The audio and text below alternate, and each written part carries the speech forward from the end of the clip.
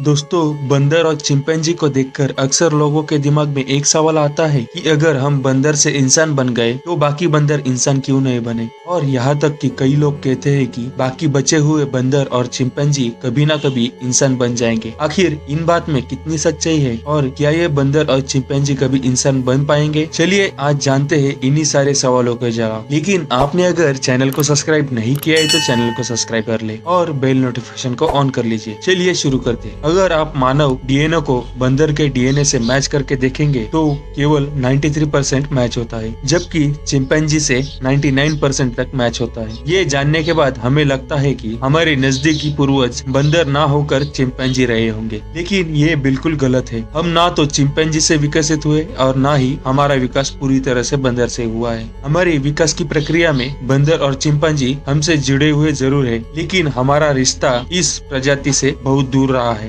एक रिपोर्ट के अनुसार पता चला है कि लाखों साल पहले इंसान और चिंपैंजी ने एक ही सोर्स में विकसित होना शुरू किया था और वो सोर्स था होमिनिडाई। होमिनिडाई कहा जाता है कि ये प्रजाति हमारे साझा पूर्वज थे। शरीर से ये बंदर और इंसान दोनों की तरह दिखाई देते थे। ज्यादा समय पेड़ पर रहने के अलावा ये झुककर चलते थे। हालांकि इसकी सटीक शरीर की बनावट कैसी थी वो किसी को पता नहीं है, लेकिन एक बात तय है कि इंसान और चिंपैंजी को विकसित करने वाली प्रजाति यही थी। आगे चलकर ये दो दिशा में विकसित हुए। कुछ पेड़ पर रहना चाहते थे, कुछ ने विकसित होकर जमीन पर चलना शुरू कर दिया था। जो अब भी पेड़ पर रहना चाहते थे वो थे कॉलोनी जिससे बने गोरिल्ला, जो कि आज भी धरती पर मौजूद है। और आगे इन प्रजाति में कोई विकास नहीं हुआ, लेकिन जिसने विकसित होकर जमीन पर चलना शुरू कर दिया वो थे होमिनी, जो आगे चलकर दो भागों में विभाजित हुए। एक बने पेनिसकस यानी कि बोनोबो और चिंपैंजी, जिनका डीएनए आज इंसान से 99% तक मेल खाता है, और दूसरे हुए